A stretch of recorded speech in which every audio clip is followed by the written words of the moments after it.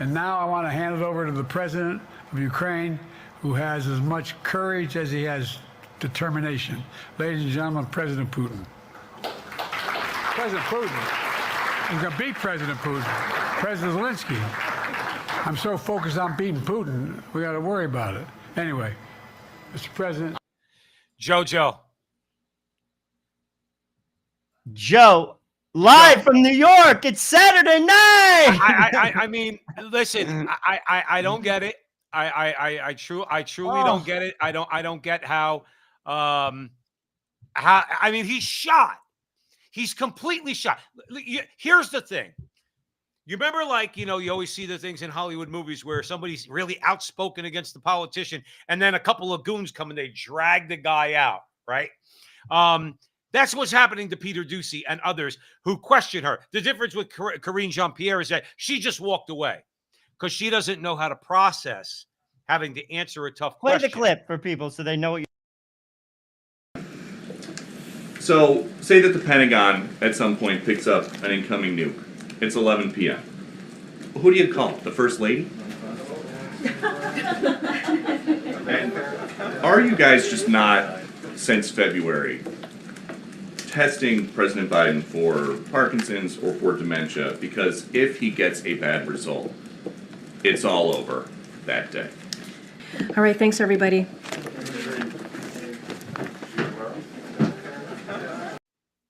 And just runs away. And that's been the hallmark of this administration. They're never going to answer tough questions. You know what I have found, though, Joe, and I'm going to hand it over to you in the last few years. I mean, since the Biden regime took over, okay? Notice how I choose my words carefully. I'm not going to say that we're elected. How they took over, okay? The press has been a little bit more willing to go after Democrats in the press room. They really have been. Did you hear them laughing when he said that? When Peter Doocy said that? But what he said wasn't a joke. See, because that's always what you have to listen to from the left. Donald Trump, the way he treated Stormy Daniels, his fingers on the nuclear button. This guy, Joe Biden, you're really going to say that you feel safe with him having the nuclear codes? Really? Well, what Joe Biden showed America is we don't need a president because we don't have one.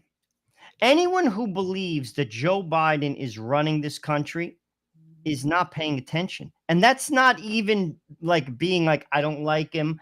Joe Biden had 8 days off before that debate. That was the best of Joe Biden. 8 vacation days, probably ate well under doctor supervision. They probably gave him vitamins, all of it. And he was horrible.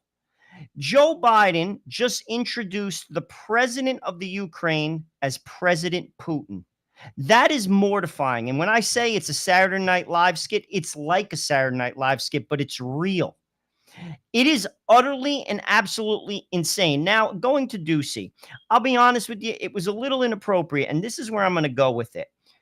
Notice how she didn't answer. That's exactly what presidents should do when they're not treated well. I've said this many times. If you're not going to treat the president, whoever it is, particularly someone like Donald Trump, well, you're not invited.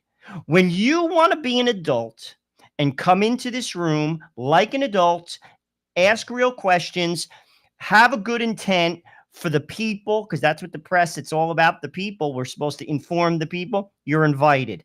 If you have an agenda, if it's a party like agenda that has nothing to do with anything more than ideological power, you're not invited. Here's the thing. I didn't take Doocy that way. I'm not saying that you said that he was doing that. I didn't take him that way. I thought he was asking a legit question. Now, only the reason why I'm saying that is because he's had a history of posing challenging and tough questions. No, I know that. I know that. So he was asking a legit question.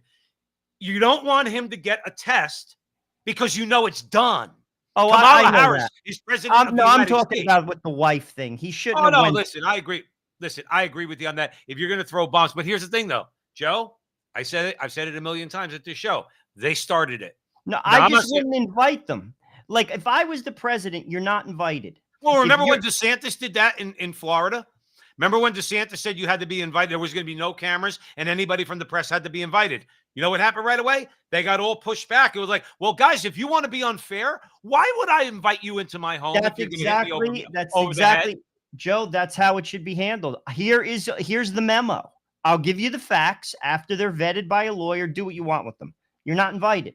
Right. And that's because the press is out of control. They're a bunch of infants. So ultimately, that is what she did should be the precedent. I'm not talking to you. I am not talking to you. You pull a Ditka. That's a stupid question. I'm not addressing it. Get out, because you're not a professional. Right. And none of them are, actually, Joe. They're not professional. It is, Joe, I'll be honest with you. I mean, we're going to go through a number of things tonight. Our country cannot be taken seriously. In all fairness, they said Trump was out of control, and he was. He could say things. We're at a point, it's just a parody. It's Joe Biden is not fit for office. Joe Biden is not running the country. Anyone who thinks otherwise, listen, you got your head in the sand. He's not capable of walking down stairs. Hey, but Kamala is capable of dancing.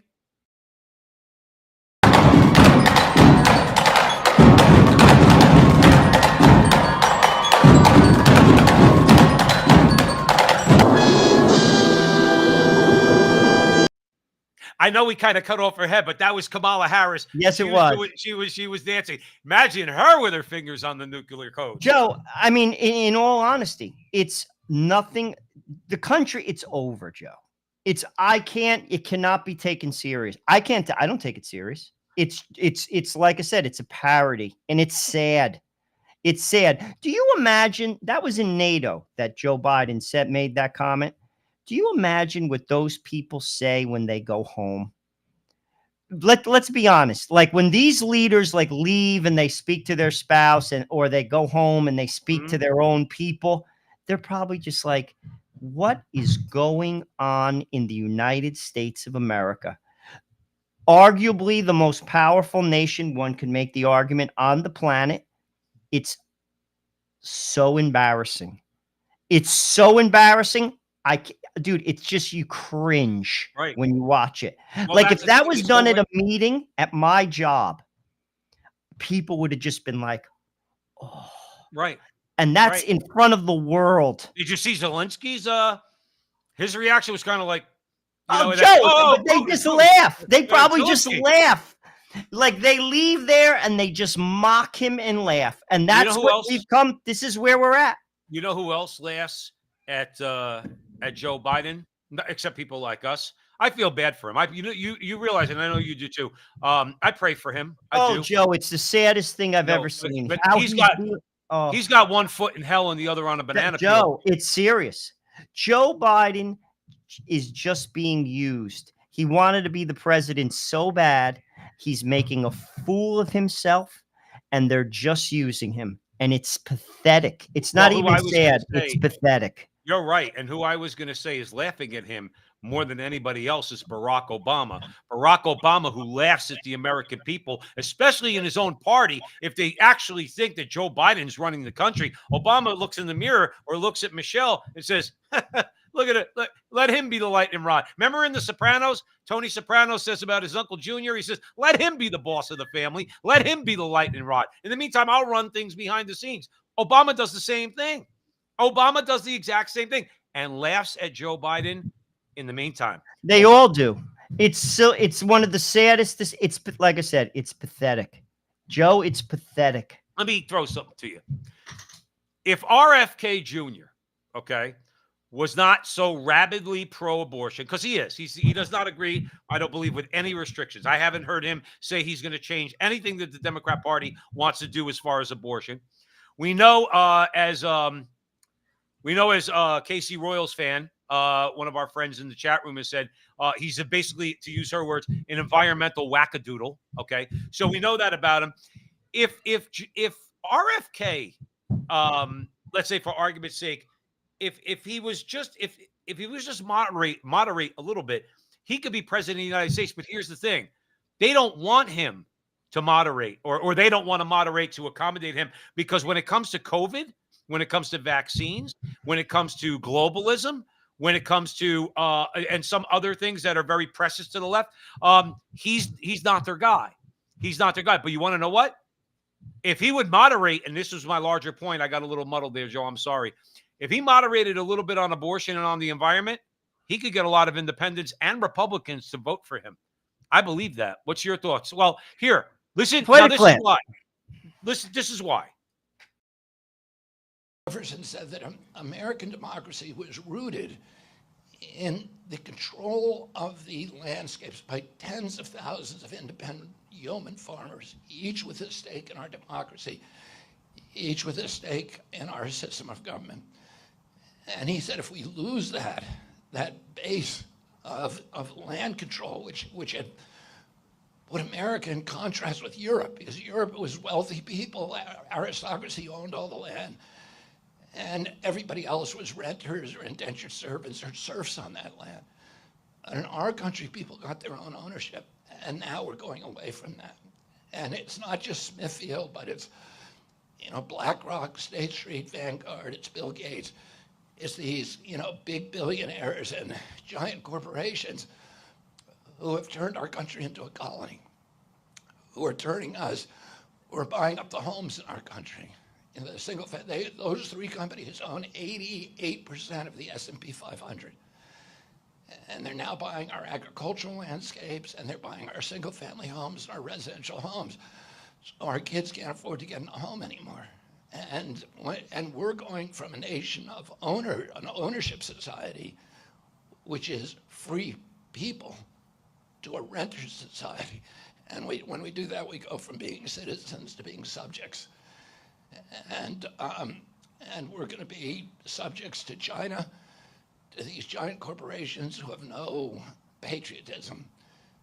And, we have to put an end to it. And Maine is doing a better job probably than any state. So he makes sense. I mean, as far as that's concerned, again, I'm not voting for him. Okay. I don't know the circumstances or what circumstances would have to be for me to vote for him. But when he talks like that, when he talks about BlackRock and Vanguard, when he talks about State Street, when he talks about Bill Gates, see, that appeals to a lot of people. But because of Elon Musk and particularly X, and we'll get to Elon Musk in a little bit, people have a lot more information. They know what these big, huge Wall Street banks and private equity funds are doing. They know what Bill Gates is doing. So when he talks like that, he tells me that he could be president, but I just think he's still too crazy on environmentalism and abortion for him to get elected. It's not even the point of him getting elected. It's just the point he just made. People can't afford houses. I'm going to show you the trajectory of my family. My grandfather on my father's side came from Italy. He worked in a factory. He rented and he took care of 3 children. My grandmother never worked in a factory. That is impossible right now. Impossible. No one could work in a factory. He worked 6 days a week and he took care of 3 children and a wife. Impossible in any state. My father did not go to college, was a barber in a single barbershop, just one barber. And my mother was a secretary, and they owned a home, and they sent 2 kids to college. That is impossible right now. The trajectory that it's going, and that's what he's saying, is Americans will not own homes. He is exactly right. Right now, interest rates are insane, and the price of homes are insane. Look at the salaries, the average salary across America. It's becoming untouchable. It's untouchable in Canada. Now we'll go to college. How is a kid going to get, I'll just use where you went or I went. I went to Scranton, you went to Seton Hall, average schools. You get a 3.0 in marketing, which means you're not stupid, but you're not you're not a brain surgeon. You think that kid is going to be able to pay back $250,000 in debt and get a job that is going to afford him or her to have a family and own a home? And he's speaking to that, and yet he's ignored. He's ignored. People, it's happening right in front of people's faces, and they're complacent. They ignore it, and it's pathetic, Joe. I'll be honest with you. I look at this like I look at a drug addict killing himself. We vote for people who, frankly, do not represent us, Republican or Democrat. And he's addressing that. He's basically saying in that speech that America is an oligarchy. That's what he's saying. But a lot of people are believe that, and in fact, I think there's overwhelming evidence. It's all over social media now. Why do you think they want to shut down social media? Because everybody knows that the whole world is an oligarchy. Everything is all the things they've railed against. Liberal Democrats, people like RFK and his uncle and his uncle and his father, and every liberal Democrat since then. They always complained about the working class, the middle class is not getting treated right. Those who go out there and go to work. Well, you're treating us like pieces of garbage. You're all oligarchs. You're all globalists. Now, what he's talking about, of course, is the WEF mentality. Okay, I'll applaud him on that. But he's lock, stock, and two smoking barrels, if you will, in lockstep with them when it comes to the when it comes to the environmentalist hoax.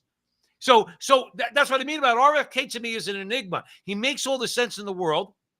You just pointed that out. Well, when it comes to, let's say, the fact that we are an oligarchy, we are a colony. All right, we're fastly becoming a colony of China. Seriously. All our big corporations all do business in China. We put money in Chinese pockets. I don't know how much money they put in our pockets. So we are technically a colony. We're occupied. China's buying up all sorts of farmland. Everybody knows that. And this is why they want to shut down Elon Musk, by the way, because he points that out. My larger point about RFK is if he shows you, he is the perfect example, Joe. I'd love your comments on this. He's the perfect example of how the Democrats will not tolerate even any dissent from any of their positions, stated positions, from abortion, environmentalism, COVID, all of it. Okay. He might disagree with Democrats, this Democrat party, on maybe two things, and they still hate his guts. Joe, because he's not establishment. And then this goes for, sadly, the Republicans too. Very few. There's a handful that aren't controlled. They're controlled. They're not interested in someone that is not on their team. You have to be on the team. If you're not getting elected. You're not, and they'll fight you tooth and nail. They'll rail you out of town. It says something to people. People should connect the dots. Right. This is no longer a country of the people. Tulsi Gabbard has been saying this for quite some time too. She was in the Congress, and by the way, she was given a fast track. They wanted her to jump the line. She gave the golden ring back. She's like, I don't want it. I'm not saying she's great. I'm not saying she should be the president, but I credit her for that. She basically says the day in the life of a congressman is meeting with lobbyists and donors. That's what they do. And that says to me, that's their constituency. It's about the money donors. They control the country. And until, and Vivek recently spoke on this too. He's like, I'm not interested in a nanny state, a Republican nanny state or a Democratic nanny state. I am interested, and I'm going to say his words, and I would vote for Vivek. I'm interested in burning the system down and building it up right from the bottom up. And that's what I want, Joe. I'm going to surprise you, Joe Resinello. Left by adopting the methods of the left.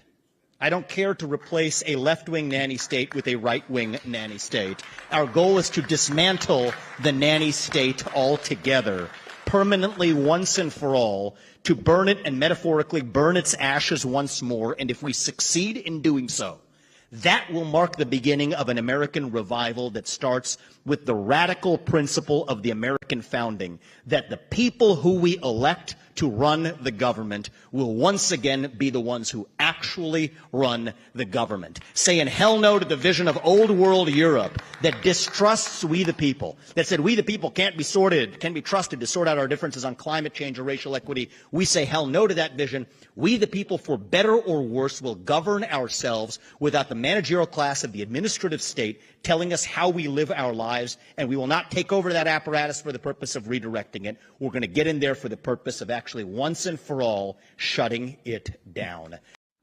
Joe, he gets it. You see that right there? I stand with that. Yes, I do. That's what I stand for. I'm with I'm you. going to be honest with you, because it's like when Elon Musk took over Twitter. What did he do? He fired 80% of the company. That's what you do. You have to dismantle it. It's rotten. Right. And it's rotten to the core. He gets it. You're not going to do it any other way. Because again, people should just open their eyes to it. And I've said this to people. This is why it's not a Republican and Democratic thing, because we're all in the same boat. We're all sinking. Mhm. Joe, we're all sinking. We are sinking, and we're not going to be able to buy homes. We're not going to own anything. We're going, it's 21st century feudalism. It is 100% going in that direction. And until people figure that out, listen, argue all you want.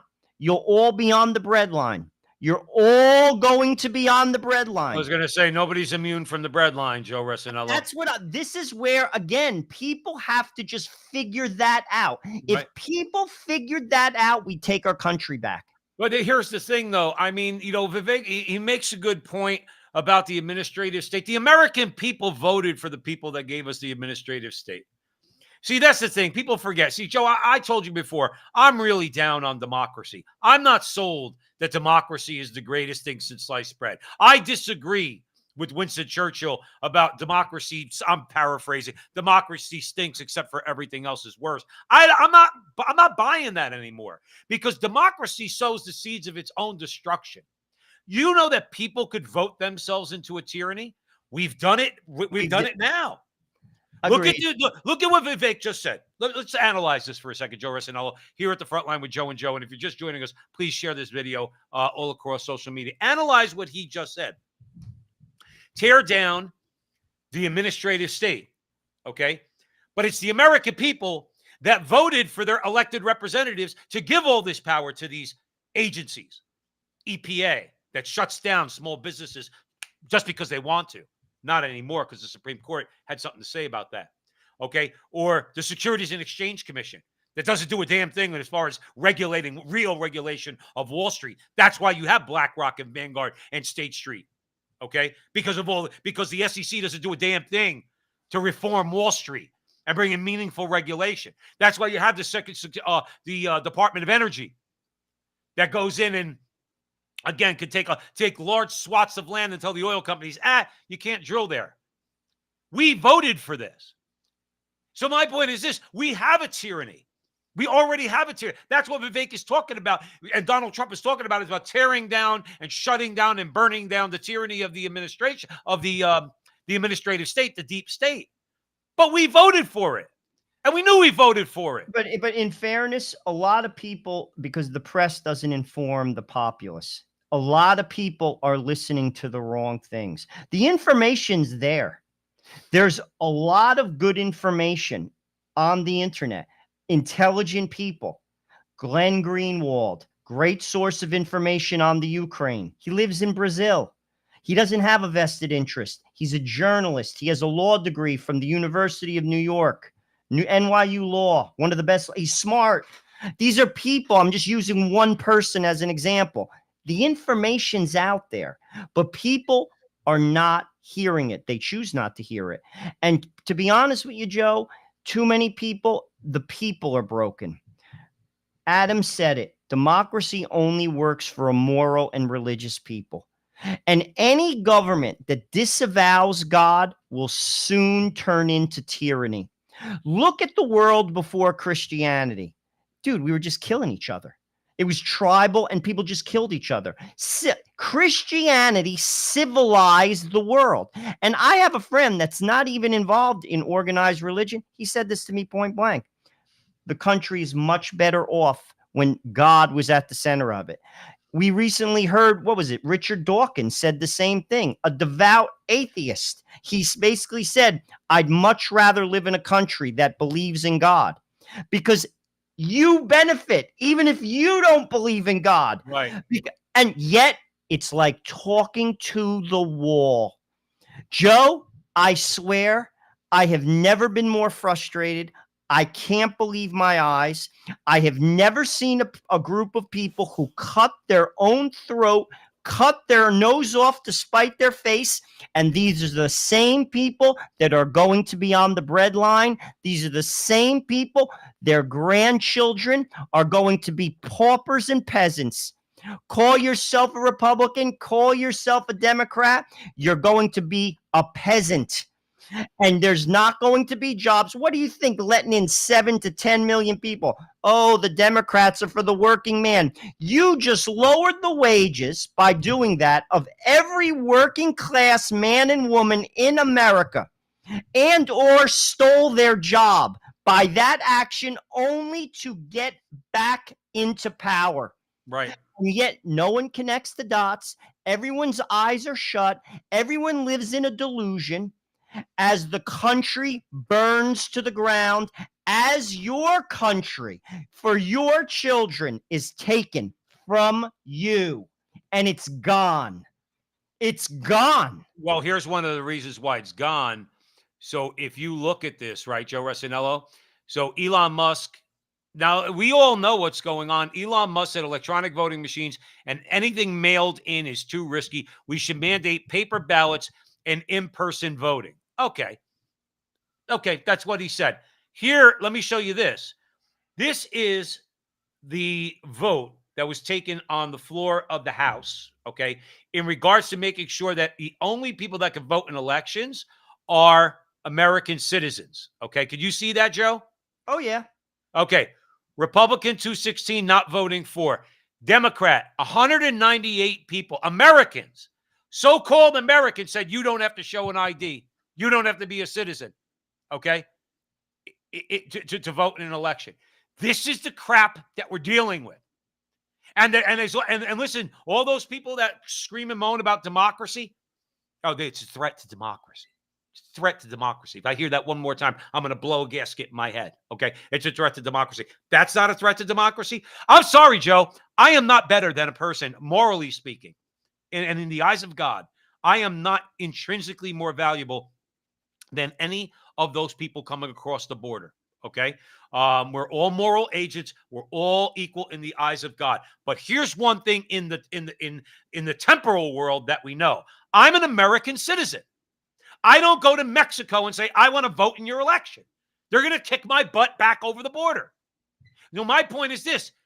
You are not an American citizen. You are not here legally. You cannot vote. If you are an American citizen, you got to show state-issued ID that proves you're an American citizen. And 198 so-called Americans, Democrats, in the House of Representatives voted against it. And Biden's going to veto it. Joe, you're 100% correct.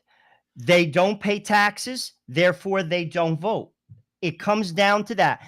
In 2016, the Democrats said that there was Russian interference. In fact, they phrased it as it was foreign interference. What do you think this is? They're allowing a group of people, non-taxpayers, to determine the outcome of an election for people who pay taxes. Does that sound like a democracy? A constitutional republic? Excuse me, I'm sorry for the correctersons out there. No. And any person who's serious that doesn't rail against that in our government is part of the problem, Republican or Democrat. That is problem number one. The election is absolutely and positively a joke. Elon Musk is 100% correct. Why do we still have mail-in ballots? Right. Why? Why do we have voting through electronic means? It should be paper ballots, and you have to show ID. If people don't have confidence in the election is bogus. And this is what they're pushing in plain sight. No one cares. No one covers it. No one talks about it. And we all walk along and pretend like everything is okay. Well, some of us walk along and some of us dance along.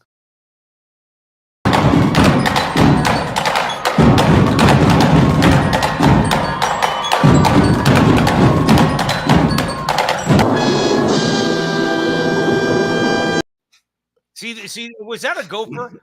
or something I like think whatever so. that little critter was. That's my reaction every time I see Kamala. It's like, No, but in all honesty, that should be issue one. If people want to take our government serious, you got to show voter ID. You got to put controls. I want everyone to vote. Don't misunderstand me. But there have to be controls. Sure. ID is number one. And Joe, I'm going to tell you right now, I see that.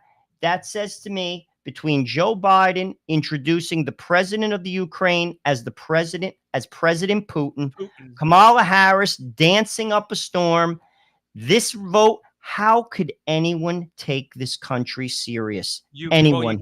You can't take this country seriously right now. In fact, I mean, I'm not going to, I mean, I don't like our country for a variety of reasons. The things we allow, baby murder comes to mind when you talk about abortion, and a whole host of other things that the American people, many people fight against, but but not a lot of people do anything about, particularly transgenderism, which should be Michael Knowles was correct. Transgenderism needs to be eradicated, meaning the whole term transgenderism and anything associated with it has to be completely stripped out of our laws, completely. Okay, just go back and take it all out. All right, birthing people and whatever they want to call women, it all has to be gone. But Joe, I'm going to say it one more time. We brought it upon ourselves. Oh, okay? I agree. Because I have had people tell me right to my face, yeah, well, you know, if there wasn't a little bit of cheating, then the Republicans would get everything they want. Look at the Supreme Court. You have AOC, okay? A colleague of mine that I work with, I didn't see this, so I'll take him at his word. AOC is calling for an investigation into Alito and Clarence Thomas, okay? Intellectually speaking, these men are giants. Relative to AOC, she's the smallest atom compared to the mass of the sun, okay? But do you see, AOC is going to be applauded by the press, okay? By the leftist culture, by the Marxists, because she's so brave going after those old men. How come nobody calls her a racist for going after the second black Supreme Court Justice of the United States? How come nobody calls her a racist for that? I mean, I never understood the double standards that conservatives allow Democrats and liberals to get away with. Call her a racist. She's going after Clarence Thomas. Call her a racist. She's no Boricua from the Bronx. She's from friggin' Westchester. She went to Yorktown Heights High School. She went to Boston University. Her father was a successful, I think, dentist. She's not Jenny from the block, but she passes herself off that way. She should be called what she is. She's an elitist from Westchester who doesn't like the fact that this black man from Georgia rose up through the ranks to become a sitting United States Supreme Court justice. How come nobody's calling her a racist? Joe, because everyone likes to live in their own world and they don't want to see things. It comes down to this. When you don't believe in God, you'll believe in anything. And when we don't know who we are anymore, and as Americans, we become slaves. And that is exactly what has happened. We are slaves. We're slaves to debt. We're slaves to commercialism. We're slaves to political ideology. We don't even know who we are anymore as a people. Look at how many people were wearing. Look at how many people wore masks during COVID, and they didn't have to. The only reason I wore one is because I see people wearing them now. Right. And the Karens out there that are like on subways and in parks, that one woman, I never forget it. This is typical of what we're talking about.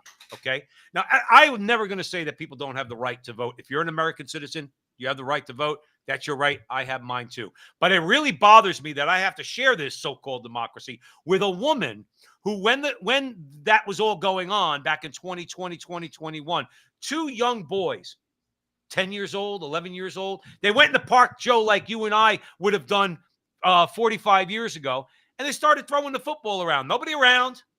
On the other side of the fence, there's trees, there's open air. They were throwing the football around. This woman stood on the other side of the fence and said, I hope you two die of COVID, because they weren't wearing masks while they were playing football. That is the mentality. That right there, that 2 10-year-old kids should die of COVID because they're not wearing masks. That is the typical American leftist, right there. Well, that is why the election can't fix America, because there's too many. We as a people are broken. Joe, we're broken. America, there's far too many people They don't know how to live anymore, and the byproduct of their life shows it. We are a broken people, and it comes down to this: we have abandoned our first principles: God, family, country, in that order. And any nation that abandons God will quickly turn into a tyrannical entity. Because if you don't believe in God, you believe in power. And that is the substitute for God. And that is all the Uniparty is interested in: power. And guess who gets left in the dust? We, the people, the regular person who works. And that's what we're seeing. And people, too many people, actually still buy into it. They think that Donald Trump is going to fix America. You are high. They think we're embarking on a golden age if Donald Trump. Now, don't get me wrong. Vivek is right. If I'm Donald going to Trump- vote for Donald Trump. gonna I'm vote for not, him don't too. get me wrong, but Joe, I'm just listen, saying. I voted for Donald Trump for judges, as you did, and now I'm voting for him for more judges. Okay, because he's not going to do anything about abortion. But I'm also, real quick, I'll throw it over to you. I'm also voting for him. I took him at his word when he said, I'm going to nominate people from this list, not the people like the people on this list. He said, the people on this list. Okay. And he did. I took him at his word. I'm going to take him at his word. I'm going to take Vivek at his word. If he's going to be hopefully he does become the VP nominee. I'd like to see him more than I would J.D. Vance. And J.D. Vance is a fellow Catholic. He's another guy that's cheesed me off lately. But nonetheless, if they're right, I'll take Trump at his word that the first thing he's going to do is abolish the Department of Education. When I see that, then I know it's not just saber rattling. That means he's ready to go in and start chopping whole agencies out of the federal government. And they are executive branch agencies. Okay. Listen, if the Congress wanted to turn around and say, well, we're not going to vote with you on this, Donald Trump has the authority as the president, as their boss, the boss of the agencies, to fire everybody. Well, now you don't have an agency. You have an agency in name only, but nobody's going to work there because I'm firing everybody. And I am under no obligation to keep them there. Department of Energy, Department of Education, defense is a different story because that's a whole other conversation. But you know where I'm going with this is the FBI, all of it. They have to get stripped of all their power. They got to get bare bones or like totally reformed or totally abolished. Trump has the power to do that. I'm going to take him at his word. Now, is that embarking on a golden age? The only thing I'll tell you is this: it's a decent first step. Listen, I'm voting for him too. But I'll be truthful. If you ask me, he's not radical enough. I actually would. Vivek's not ready, but I would like him to be the president. He gets it. People don't get it because the average person, wait till the next generation. Joe, this is what the rest of the world faces. We're becoming a part of that. It's happened already in Canada. There is no middle class in Canada anymore. Done. It's gone. Done. It's gone. In Europe, it's gone. People don't get married in Europe. You know why? Because they can't afford to. Men can't get jobs. How's that? Right. You can't get a job to afford to have children and a wife. Does that sound like a country you want to live in? This is Europe. This isn't Tanzania, Sudan. This is Portugal, Right. Greece. That's coming here. Oh, yeah. California is a dumpster fire. We're one country, we're one president away from that spreading across the nation. Yet people are asleep at the wheel. They're frigging cheering in the streets for a man that has 1 foot in the grave, who's not the president of the country because he can't even walk straight. Right. And actually people still think that it's all real. Yeah. They like, Joe, I mean, connect a few dots. Actually, just watch this show and these clips and think for yourself out of the box. Do your own research. Start asking questions, and you will come to the same conclusions. Joe, but you have to accept that if someone is going to do those things, if someone is going to be an authentic seeker of the truth. And I'm not talking even in the religious sense. I'm even just talking in the political sense, in terms of how we do things that are right. If you're even a little bit interested in those things, is great. But the fact is, we have a population that, yes, I'm with E. Michael Jones on this. They have been, he'll say it different. I'm going to paraphrase him. When you're fed sex, drugs, and rock and roll, and you're happy with that, you are a slave, and that's what we're dealing with. Joe, listen, I ain't no slave to the Republican Party, and neither are you. I'm not a slave to the conservative movement, and neither are you. But you know damn well, and you know a lot of people in your life, and I've been in the acting industry, I've been in the restaurant industry. Joe, throw a rock, you're hitting a liberal. Okay, they're all slaves. They'll swear to you up and down they're actually free. They'll never question liberal Democrat. You can have Kamala dancing that thing she's doing for an hour. They'll think she's serious. They'll say, "Oh, she's so intelligent," and they'll say that Biden he's got all his brains. Okay, or it's like my mother said, he's the brains that fall out. Okay, they'll have you believe in Barack Obama's the smartest guy since Jesus Christ. Because why? Because they're slaves. Because they've lost their ability to reason. They've lost their ability to ask questions. Because that's all that they're worried about is what goes on below the waist and bodily pleasure. Michael Jones is right about that. And if they looked in the mirror and understood, I'm drinking too much, I'm smoking too much pot, I'm doing too much drugs, and I'm having too much sex, and that's all I'm asking for in life. If I'm not a slave, I don't know what is.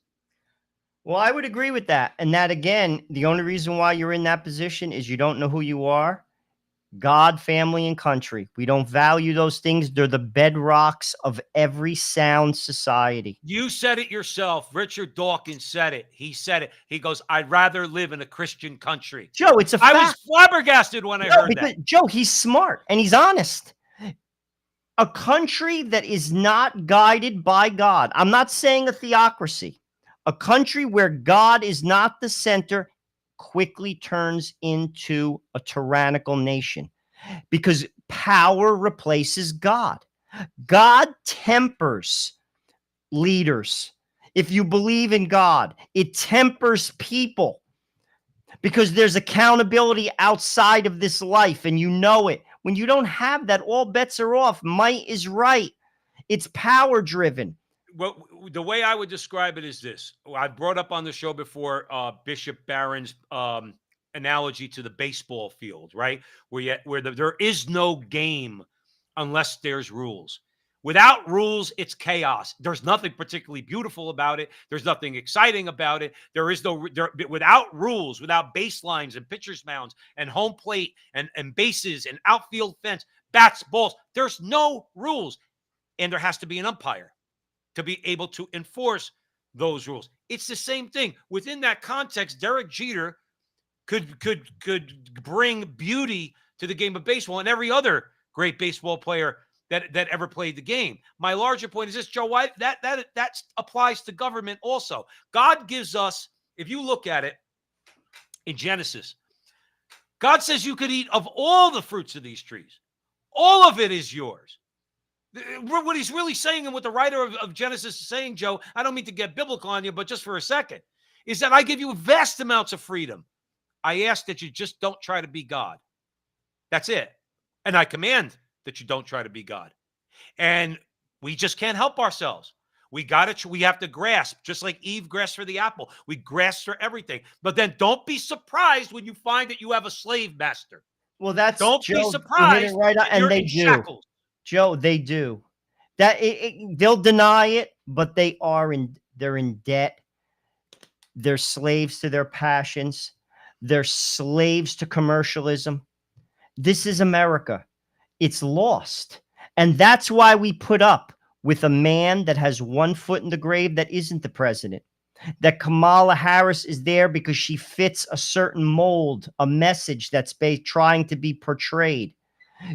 198 people say you don't have to show ID when you vote, and people are okay with that. Joe, how could you possibly take such a country serious if you're a rational and intelligent person? You can't. Joe, I don't. Joe, rational and intelligent people do not fear an opposing point of view. Now, where am I going with this? Joe, you and I are Catholic. We don't care what anybody says. You want to challenge me? I don't care if you're an atheist. I don't care if you're a Jew. I don't care if you're a Protestant. I don't care if you're a Muslim. I'm not backing down. I'm not backing down from talking to you. I'm not backing down from having a debate. I'll do the best I can. I'll bone up on the subject or whatever we're talking about. I am totally willing to defend our position as Roman Catholics. Now, let's just take one example, because I've said this before here at the front line with Joe and Joe. Please, if you're watching this, please share this video all across social media. I say this before. When someone says to you, Joe Resinello, there is no debate on that issue, that means the debate is wide open. Okay? That means, and you know what? And it has been this way for a while. On this issue, they say there's no debate. I love Neil Oliver. Listen to this. After COVID and the war in Ukraine, the authorities lied about the climate. They've been lying about the climate for years. The climate crisis, the world at boiling point, rising sea levels, dying polar bears, the works, it's all lies. None of it's about saving the planet. None of it's about ecology in any true sense of the word. Renewable energy, that's another scam. Saying green energy is kind to the planet is a lie. Green's just a colour. They've just painted that lie green, so they try and get away with it. Wind farms are preceded by the wholesale clearance of all the wildlife on the site. Everything that crawls or flies or swims is moved out in boxes, so that it's a completely sterile field that they raise those turbines in. And the turbines are anchored in vast plugs of concrete. Concrete being one of the most ungreen products a person could even dream of making in terms of its constituent ingredients and the amount of energy that it requires to make it. Electric vehicles are made using the energy from fossil fuels, and they're powered in the main with electricity generated by burning more fossil fuels. So now he'll be dismissed as a conspiracy nut, and every other name that Joy Reid and the rest of that horrid crew can call people like that, when all he did was just bring up a few facts, okay? And that's what I mean about people who don't want debates. That's why John Kerry, when Tom Massey was giving John Kerry the business, sorry, Joe, I know you don't like when I call people names. John Kerry's a moron. And he's evil on top of it, okay? When Tom Massey was giving him the business and Kerry goes, are we going to have an intelligent conversation? Have it, Mr. Kerry. Have it. He's presenting facts to you. Argue the point. But they don't. And guess what? Many, many, many people, is my larger point, Joe Resinello. I'm going to hand it over to you. They allow the John Kerrys of the world, the Leonardo DiCaprios, all the people flying around the world in private jets and really polluting the atmosphere, okay? They don't want a debate because they know that they'll lose. You know, it's funny. I just listened to a gentleman who is a CEO of a fertilizing company, and he had some interesting information regarding the climate. Basically, what he said is the temperature of the world is ticking upwards. However, people are responsible for only 6% of that uptick. 94% of that uptick is due to nature and only nature. And he basically said that while CO2 can be growing, you can offset it in certain ways, like plant trees. Make sure the permafrost stays on the ground by having, say, in certain parts of, say, the Soviet Union, or where it's very cold in Canada, put animals on the land. Certain things. He used even the example of, instead of putting blacktop on the roads, make them white so the light doesn't reflect. He just noted a number of things to offset. But ultimately, it's 6%. This was his words, not mine. And he's a guy that's involved in that industry. When do you ever hear somebody say something like that? If you ask me, it was a very fair and balanced conversation the guy had. He acknowledged certain things, and he also addressed certain things. They're using this as a tool, just like they used COVID to take away power.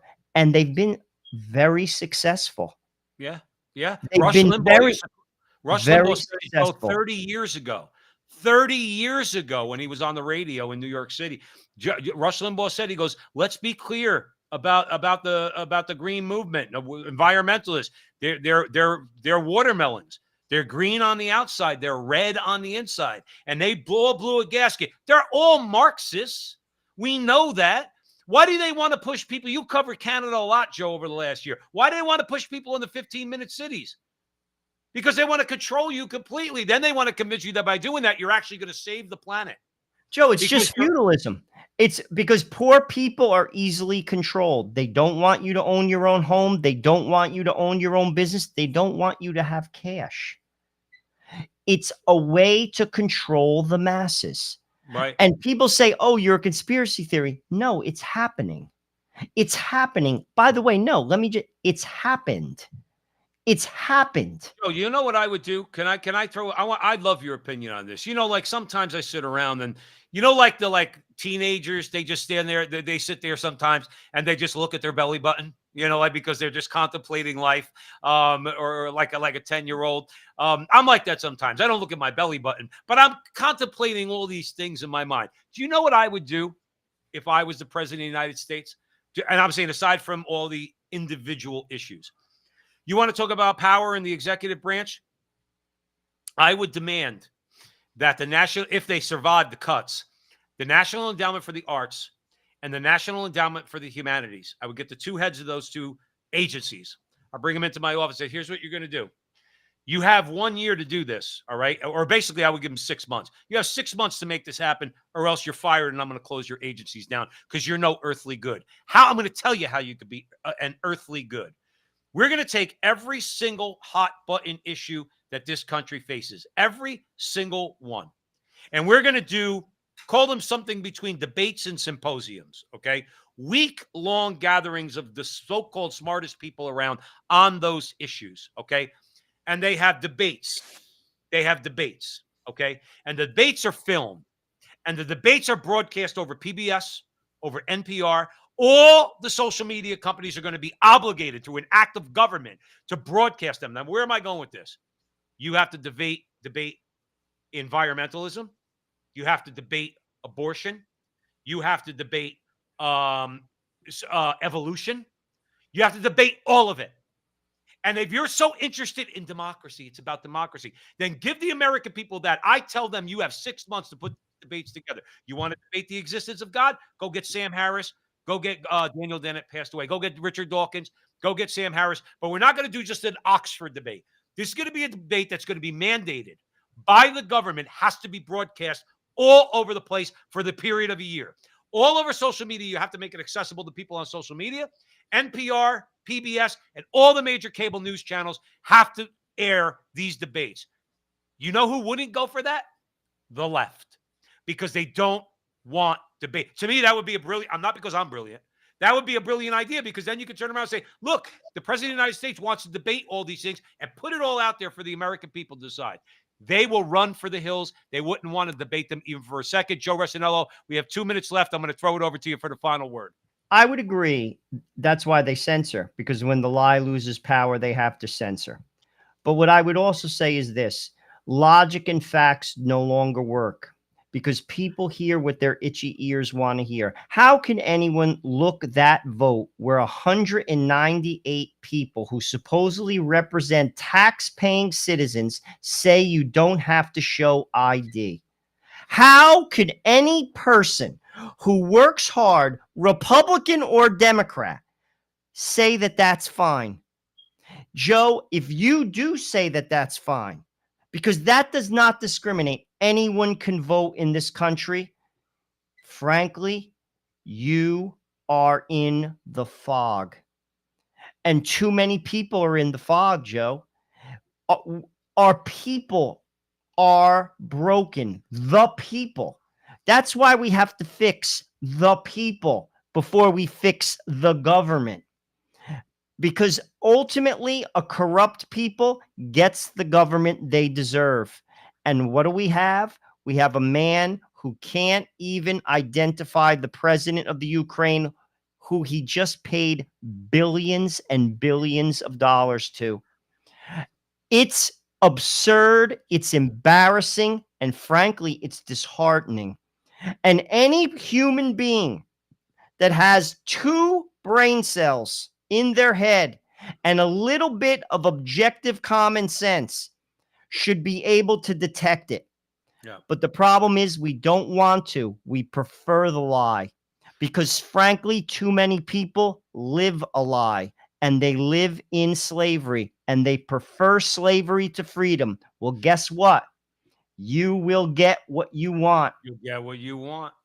You'll get what you want, and it's a shame to say, but that's exactly. Look, we're trying to do our part. We've said it a million times.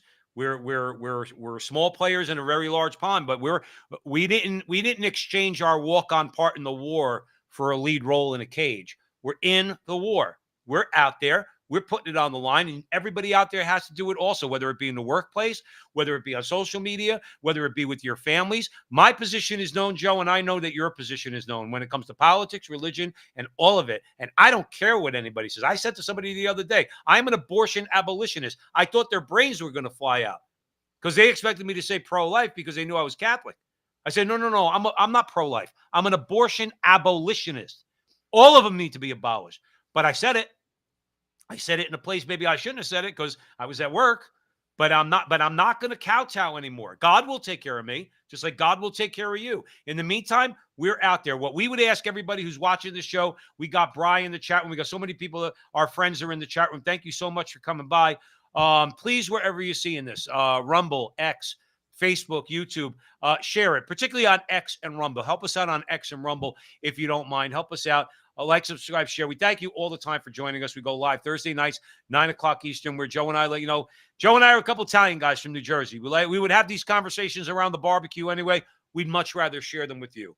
So thanks once again. And remember, until the next time, that our conversation